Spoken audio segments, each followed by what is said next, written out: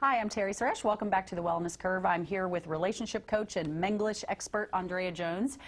We were talking a little bit about the workplace and how women can understand and learn this culture difference, this Menglish in the workplace to create harmony in the workplace. And let's get a little bit back into that topic and just wrap that up a little bit because, you know, I finished a thought when you were speaking, because sometimes I think a lot of women can take what we're saying as, you know, we're going backwards to the 50s in the States where we were just waiting on men hand and foot, and that's not what you're teaching at all. So let's just make sure that's all very, very clear. Yeah, the States is a country which is wonderful when it comes to equal opportunity. We have the equal rights, and we should have equal rights. So I'm not taking anything away from that women can vote and have those positions, not at all. However, we're not the same. We have equal rights, but we're not the same. And if you forget about those differences we have, that's when the problems start. So a woman can be powerful and successful, and should be, but don't give up who you are as a woman, because when you're not true to yourself, that's very stressful. You find a lot of women in high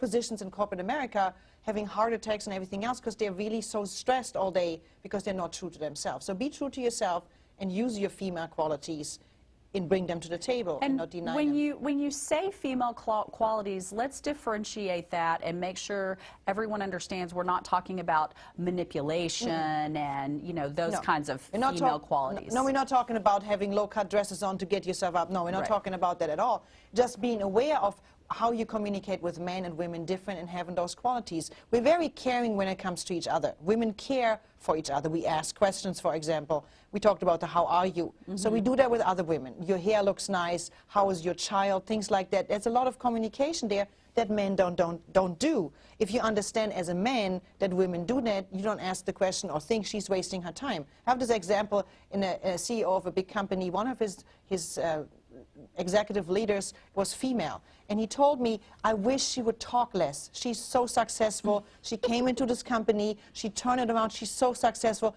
but she talks a lot to the other women. If she cut that talking short and would do more business, we'd be even more successful. And I told him, no, because if she doesn't talk to the other women anymore, they're not going to like her. Right. Yeah, women feel connected to each other when we talk to each other. So as a woman, I have to understand that I need to talk to the other women more, but don't share all that information with a man, because then he might think I'm scatterbrained, I'm all over the place, and I'm just sharing information. So the men want just to the point, the facts, cut to the chase, give me the information. We don't want to over-talk it and chit-chatty because they stop listening, correct? Yeah, and it's not all men. You have to be careful, because it's not a cliche that every man is like this and every woman is like this, but when you are aware where the majority of men, we're talking about the bell curve, the majority, there are always exceptions to the rule, and when you understand those rules that they go by, it's a lot easier to adapt yourself and act in a certain way. And again, not to be to manipulate anybody else, just to be aware. When you talk to a man, give him the point first, and then give him a little bit more. If he wants more, he's going to ask you. But don't start with the whole process, and you go all over the place. With a woman, I need that. As a woman, I want to understand. Another example is, as a woman, we tend to ask the question, why? Well, don't ask that with a man, because the man thinks I'm questioning the end result.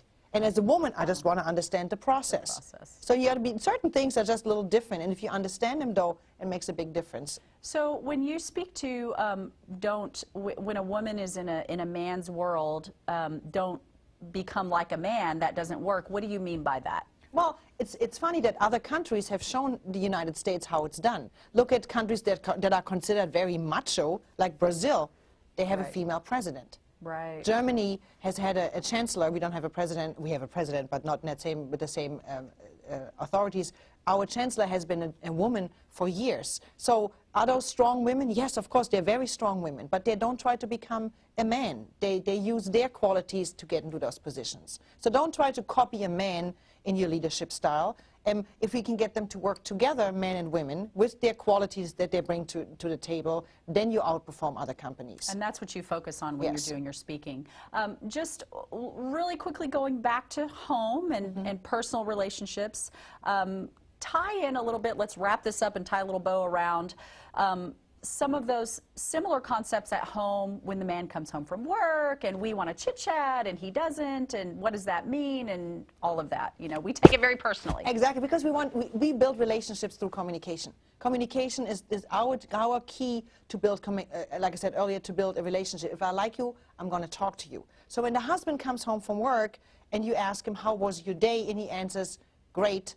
And then you ask him another question, so how was that meeting? Good.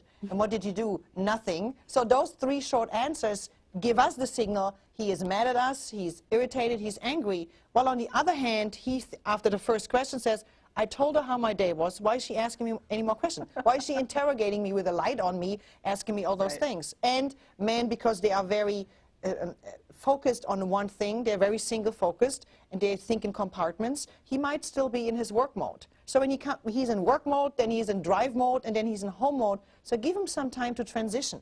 A lot of men disappear in a bathroom or in the garage or in the fitness studio and work out just to get out of work mode to be then in private mode. Give him that time, and then also share with him, I need to feel connected to you, can you share a little bit more? If a man understands that you need that to feel connected, he will share with you. But giving him that time first. Giving him that time now, after he comes home. Obviously you do some coaching personal with relationships and in corporations with relationships. Can you just tell us really quickly how people can get in contact with you? How do we set things up if we want to talk to you, workshops, those kinds of things? Yeah, the number is on the screen. Just you can call us or you can send us a message through the website. And then contact us and tell us what you're interested in. We coach individuals, like you said, from the mom to the corporate executive, anywhere in between. Mom who has problems with the kids or in a relationship or in corporate America. And then we do a lot of speaking and corporate seminars so companies can reach out to us there too. Great. Well, thank you so much for coming. I always learn so much from you, even in the short amount of time we've had. Wonderful. Reach out to Andrea. She's amazing. Thank you for joining us, and have a wonderful rest of your day.